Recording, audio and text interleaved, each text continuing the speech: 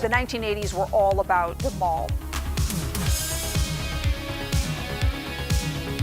I think it was not that it was just the right place to establish Wonder Woman. I think it was the perfect portrait of America at that height. We wanted to create something that was fun and thrilling and really to capture the 80s in its best. Boom, catching.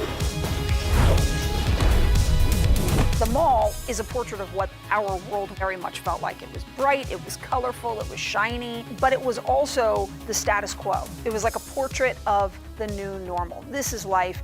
You eat whatever you want, you do whatever you want, food courts, opulence, buy things, shopping bags. And you're also seeing Wonder Woman at the top of her game coming in and saving the day in the midst of that setting. It was a very interesting thing to think about those visuals as they juxtaposed from each other.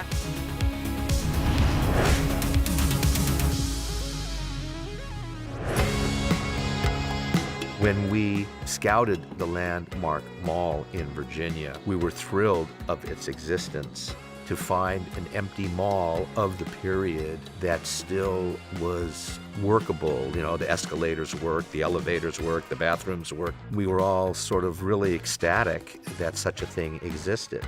Making the mall was one of the more impressive things I've ever seen my production designer do, and she's pretty impressive. We chose the biggest space in the entire mall for a pretty big set piece. So it meant that we had to recreate a pretty substantial part of the mall.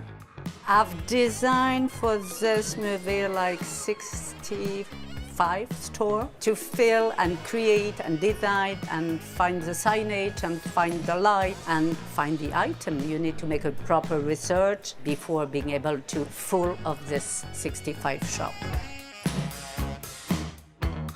She brought it back to life in such a way that it was 3 full stories of stores stocked completely. And so you could actually walk around this mall and walk into the record store and find records from the 80s. There was something magical about that mall that when you would walk into it, there were days I didn't want to leave because it felt like you were back in time and you could remember this much more naive feeling about how life was.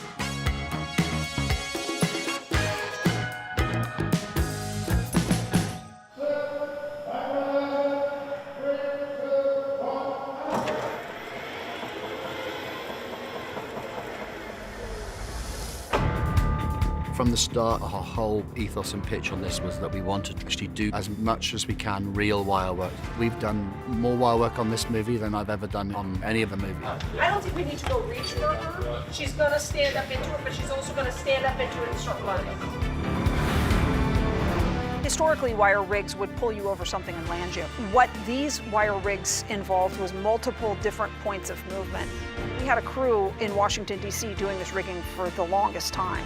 Normally what stunts like this would be shot on a soundstage. So on a soundstage you'd end up with like a big grid that you could actually rig from. We're in a mall, so we were speculating what was in the roof until we got here. So we've had to cut into the columns and then strap into them. Before they were kind of using all the CG takeoffs and CG landings. Everything here we're doing is for real. So you'll see her physically fly through the mall, you'll see her physically land, you'll see her run. They're all done for real. The mall had different levels and it gives us a great opportunity for a fantastic action sequence of Wonder Woman with the lasso. The entire sequence is all human bodies doing exactly what you're seeing. And so it was exhausting and laborious, but it was incredible even to like sit and watch on the day, these bodies flying around and these incredible acrobatic stunts and gals flipping over things and landing. You guys are amazing. I miss the spectacles of the films that were pretty common in the 80s, early 90s, where you were seeing real stunts on screen and really incredible things. So as difficult as it was going to be to pull off, from the start, we really decided to make a grand spectacle again and bring it onto screen. And now embrace all of this technology that was possible.